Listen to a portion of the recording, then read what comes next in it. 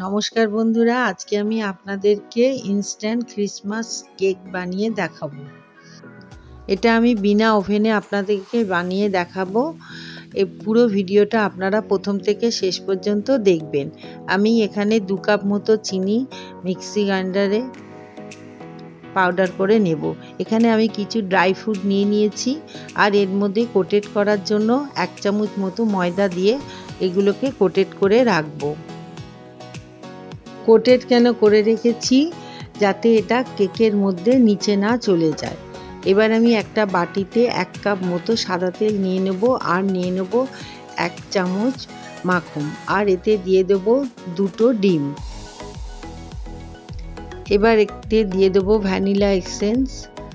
এবার আমি এটাকে ভালো করে গুলে নেব। মাখনটা আমি ভালো করে গুলে নেব।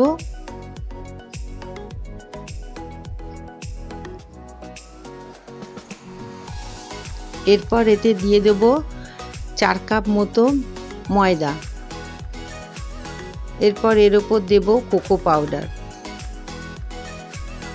কোকো পাউডারটা আপনাদের অপশনাল রইল। এতে দিয়ে দেব 1 চামচ মতো বেকিং পাউডার আর দেব 1/2 চামচ বেকিং সোডা আর দিয়ে দেব একটু ছোট এলাচ দালচিনির গুঁড়ো।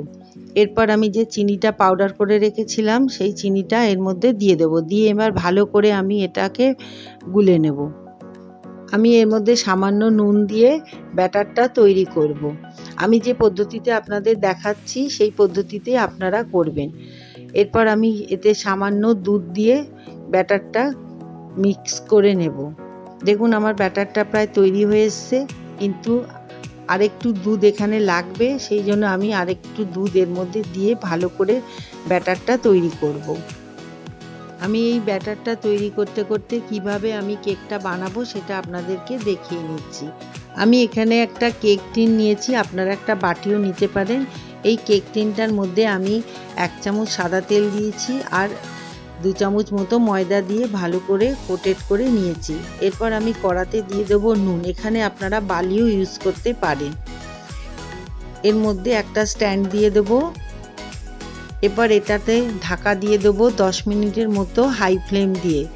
দেখুন ব্যাটারটা পুরো তৈরি হয়ে গেছে, বেশি মোটাও না পাতলাও না। আপনারা ঠিক এইভাবেই তৈরি করবেন, তাহলে কেকটা খেতে খুব সুস্বাদু হবে। আমি কোটেড করে রেখেছিলাম, এবারে আমি এই ড্রাই ফ্রুটগুলো এর মধ্যে দিয়ে দেবো। দেখুন এইগুলো আমি দিয়ে দিলাম। এবার আমি ভালো করে সমস্ত উপকরণগুলোকে মিক্সড করে নেব। ঠিক এইভাবে মিক্সড করে নিতে হবে। এবার ওই পাত্রে আমি পুরো ব্যাটারটা ঢেলে দেব।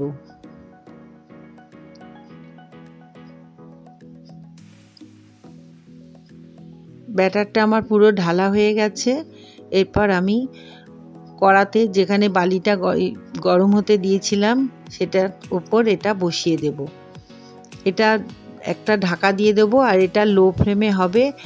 1 ঘন্টা মতো এটাকে ঢাকা দিয়ে রেখে দেবো। 1 ঘন্টা পর আমি আবার ফিরে এসেছি। দেখুন কেকটা পুরো তৈরি হয়ে গেছে।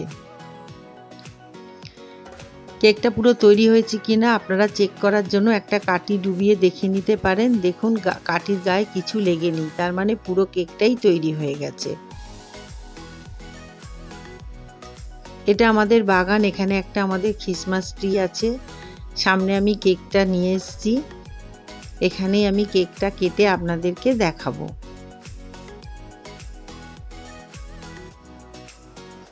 কেকটা কত সুন্দর দেখতে হয়েছে দেখুন, আর দারুণ গন্ধ ছেড়েছে। কেকটা পুরো দোকানের মতো হয়েছে। এবারে আমি কেকটা আপনাদেরকে কেটে দেখাচ্ছি। দেখুন কেকটা কত সফট হয়েছে, পুরো দোকানের মতো। আপনাদের সকলকে আমার বড়দিনের শুভেচ্ছা রইল।